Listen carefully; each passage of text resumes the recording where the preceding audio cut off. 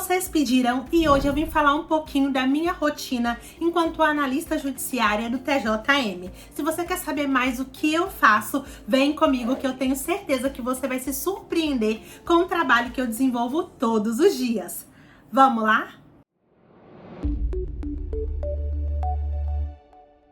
Olá, Thaís Silva por aqui, seja muito bem-vindo ao meu canal. Por aqui você encontra diversas dicas de preparação para concursos públicos. E eu deixei aqui para vocês uma caixinha, na verdade o último vídeo, para vocês dizerem, o que vocês queriam ver aqui no canal, e abri caixinha também no Instagram, e algumas pessoas me pediram para poder falar mais do meu dia a dia, da minha rotina. Não é novidade para ninguém que eu sou analista judiciária no Tribunal de Justiça do Estado do Amazonas. E lá eu desempenho a função de analista judiciária / especialidade de serviço social. Então, para quem não sabe, eu sou formada em serviço social, tenho enquanto profissão ser assistente social, e dentro dessa profissão eu executo lá no fórum uma atividade que é muito importante. Lá eu desenvolvo a função de entrevistadora forense. Para você que não sabe, que não tem muito domínio dessa parte do judiciário, é importante dizer que o assistente social atua em várias frentes de trabalho. Atua na frente de trabalho voltada para servidor, que é mais voltado para um serviço social organizacional, e nessa parte organizacional vai trabalhar com campanha junto com o servidor, campanhas motivacionais, quando um servidor apresenta vários atestados, tem alguma questão de afastamento de saúde, questão de saúde da família, dá esse suporte e esse apoio, mas não é esse trabalho que eu desenvolvo. Eu desenvolvo o trabalho muito mais perto da população, que é aquele trabalho que a gente costuma dizer da primeira instância, que é quando você lida diretamente com as partes dentro do processo. Então hoje eu lido diretamente com algumas partes dentro de processos muito específicos, porque eu trabalho com a temática de abuso e exploração sexual de crianças e adolescentes. Temática pesada para muita gente, é uma temática que eu lido todos os dias, e dentro dessa temática eu vou executar tanto a função de entrevistadora forense, como também a função de assistente social. São coisas um pouquinho diferentes, e no vídeo de hoje eu quero trazer isso para você com muita leveza e até como um caráter informativo para vocês saberem como é que acontecem as coisas dentro de um tribunal. Primeiro dizer, que dentro do fórum, além dessa parte do serviço social organizacional que eu já expliquei, também é possível que a gente atue diretamente nos casos. E nós temos dentro do tribunal diversas áreas. Nós temos a área de família, e ali a gente vai pensar em questões familiares, em divórcio, tem a parte da infância e da juventude dentro do juizado, que vai trabalhar questões de guarda, vai trabalhar questões de adoção, tem toda uma questão de restituição ou então a perda do poder familiar. Então nós temos várias demandas dentro do judiciário que precisam sim do trabalho do assistente social. Muitas vezes o trabalho ele começa a ser desenvolvido, o processo começa a fluir, pode ser que já tenha audiência ou não, mas em um dado momento ou o juiz vai pedir um relatório psicossocial, ou então o Ministério Público vai pedir, ou até a própria defesa, e o juiz vai aceitar atender esse pedido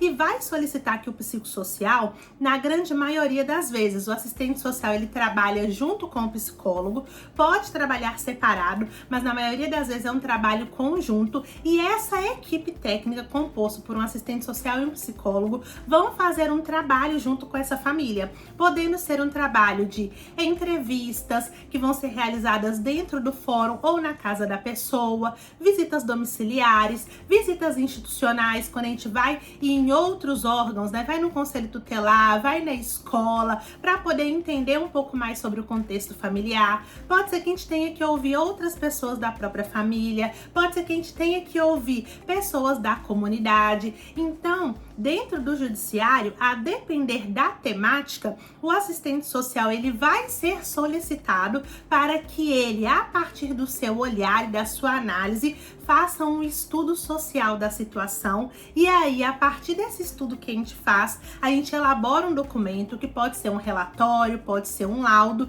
e esse documento a gente sobe no processo, e a partir do nosso olhar, das nossas percepções, das nossas análises, é que o juiz vai vai ali tomar a sua decisão. É um trabalho, pessoal, importantíssimo, um trabalho muito sério que a gente desenvolve juntamente com os nossos parceiros, que são os psicólogos. Aí o assistente social tem a parte que é só dele, que vai olhar mais para a parte social, das relações sociais, de como elas se constituem, da família, do meio que está sendo inserido, das questões também voltadas para a questão de renda, questão financeira, acesso ou não a direito, a benefícios, toda essa parte. E o psicólogo vai olhar para a parte mais subjetiva, para a parte do sujeito, vai olhar para a parte da individualidade, das emoções, e junto os dois vão elaborar os pareceres ou os relatórios separados que vão dizer ali da dinâmica familiar ou até da dinâmica do indivíduo. Esses casos, eles podem vir tanto em varas cíveis quanto em varas criminais. Então, só para vocês entenderem que o assistente social dentro do judiciário pode trabalhar numa infinidade de casos. E eu trabalho direcionada para varas criminais. Eu não atendo varas cíveis. Atualmente, eu presto serviço para uma vara especializada, que é uma vara específica para crimes contra crianças e adolescentes. Mas eu também atendo tribunal do júri, juizado especializado, juizado da violência doméstica, quando for o caso, atendo também varas criminais, e nisso eu vou atender uma gama de processos que envolvam situações de crimes contra crianças e adolescentes, podendo ser crime, e a gente vai falar de violência física, violência psicológica, vamos falar de tortura e principalmente violência sexual. Então, eu trabalho em toda essa parte. E aí, às vezes, eu tenho que emitir relatório, às vezes eu tenho que fazer visita, às vezes eu tenho que fazer atendimento da vítima, das partes ali, né, dos representantes, pai, mãe, família extensa, se for o caso. Também preciso fazer algumas visitas domiciliares e institucionais, que é uma parte do meu trabalho enquanto assistente social, mas a maior parte do meu trabalho hoje está concentrada nessa função de entrevistadora forense. E agora eu vou te explicar o que é que eu faço como entrevistadora forense e por que eu acho que talvez você possa se surpreender em saber que o assistente social desenvolve esse tipo de função. Então, enquanto entrevistadora forense, eu participo das audiências em que crianças ou adolescentes serão ouvidos, seja como vítimas ou como testemunhas. Como eu disse, a grande maioria dos casos é de violência sexual, abuso ou exploração sexual de criança e adolescente, mas eu também trabalho com outros casos que envolvam crimes contra esse público específico. Falando de forma mais específica e restrita da violência sexual, quando existe algum caso de abuso sexual, de exploração sexual, de favorecimento à prostituição, eu vou ler o processo, eu tenho acesso, e a partir desse processo que eu leio, eu já fico sabendo um pouquinho do que aconteceu, e aí no dia da audiência eu recebo essa vítima, e ao receber essa vítima junto com a sua representante ou seu representante, eu vou acolher, vou explicar como é que funciona a audiência, e no momento da audiência eu vou participar. Então, quando se trata de criança e adolescente, acontece de uma forma um pouco diferente. Por serem seres em desenvolvimento e precisarem de uma proteção integral, conforme consta no ECA, a entrevista não é realizada, na verdade o depoimento, né, da criança e do adolescente não é colhido na sala de audiência, é feito numa sala à parte. Então eu sou a responsável por colher esse depoimento. Então sou eu que faço as perguntas para a criança ou para o adolescente, e para isso tem um curso que a gente faz. Eu fiz um curso quando eu cheguei no fórum. O próprio fórum é que organizou e disponibilizou esse curso, que foi pelo CNJ. E aí hoje eu estou apta a fazer esse trabalho porque eu estou capacitada por meio desse curso do CNJ, que é o Conselho Nacional de Justiça. Por esse curso eu aprendi quais são as técnicas que você tem que aplicar, qual é a forma de você entrevistar e como é que você tem que fazer para conseguir fazer a entrevista forense, que é quando você vai tomando depoimento especial da criança ou do adolescente de uma forma que seja um pouco menos invasiva, de uma forma que você não induza as respostas, que você não traga traga elementos novos. Então tem todo um protocolo que a gente tem que seguir, protocolo esse que é seguido em todos os TJs do Brasil, e existem algumas diretrizes que a gente precisa fazer. Então, é um trabalho super interessante, porque eu fico numa sala, apenas eu e a criança, ou então eu e o adolescente, e isso que eu vou estar conversando com ela, ou ele, né, a entrevista que eu vou estar fazendo, ela é gravada e está sendo transmitida na sala de audiência. E ali fica a juíza, fica promotor, fica defensor, e eles ficam ouvindo ali o que a criança está falando, afinal de contas ali é o depoimento dela. Só que esse depoimento acontece numa sala à parte, acolhedora, preservado o sigilo, a segurança, justamente para que ela se sinta um pouco mais à vontade para dizer dos fatos que aconteceram. Que a gente sabe que não são fatos fáceis.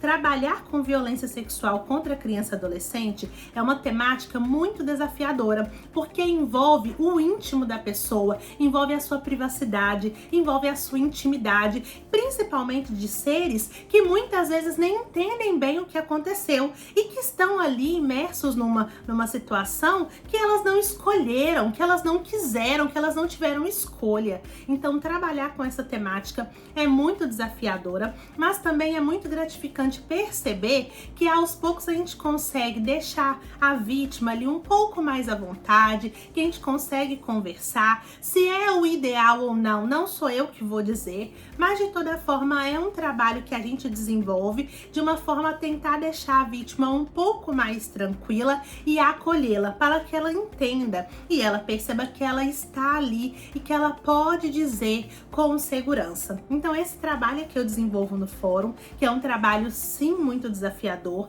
é um trabalho que é necessário e é um trabalho que eu desenvolvo com o máximo de respeito possível, principalmente com respeito à vítima, à situação que ela vivenciou, e eu tento, né, com toda a minha experiência enquanto assistente social, transmitir essa tranquilidade para a vítima, transmitir que ali ela pode falar, que ela pode ficar à vontade e que se ela não quiser falar, eu também vou entender. Então não é um ambiente que você obriga, que você oprime, ao contrário, você deixa à vontade para ela dizer o que ela quiser. Se ela não quiser dizer ou se ela não aguentar dizer, a gente também entende. Então nós temos legislações, tem lei, tem decreto, tem protocolo, isso tudo que respalda o nosso trabalho, principalmente visando a proteção integral das crianças e dos adolescentes. Então esse é o trabalho que eu desenvolvo no fórum.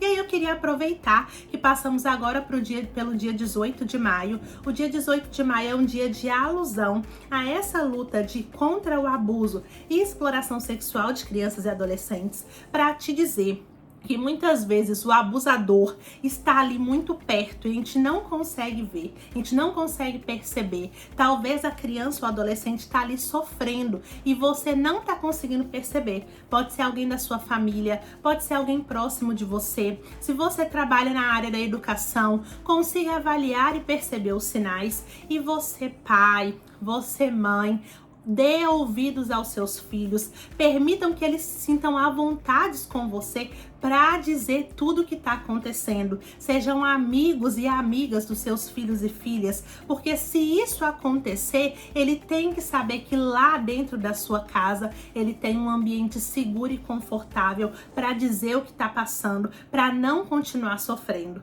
Então, pessoal, olhem e vamos cuidar das nossas crianças e adolescentes, porque essas situações que acontecem, infelizmente, não são minoria. É um número muito alto e cabe a nós que somos adultos olhar pelas crianças e pelos adolescentes, acreditar no que eles dizem e levar à frente, denunciar. Então, em caso de dúvida, mesmo que você não tenha certeza, se pintou uma dúvida, denuncia, aciona conselho tutelar, aciona a delegacia, mas você precisa fazer alguma coisa, porque a proteção da criança e do adolescente depende de cada um de nós. Eles, por si só, não vão conseguir se proteger. Depende de nós protegermos as nossas crianças e os nossos adolescentes. Eu conto com você para que a gente possa fazer um bom trabalho, para que o meu trabalho não seja mais necessário, porque as crianças possam, para que as crianças possam estar realmente protegidas. Então, eu queria deixar esse recadinho para vocês no final. Espero que vocês tenham gostado um pouco, né, sobre a minha atuação. Tendo ficado com dúvida, manda para mim aqui nos comentários. Eu vou ler, se for necessário, eu vou trazer um parte 2 com as dúvidas que vocês trouxeram.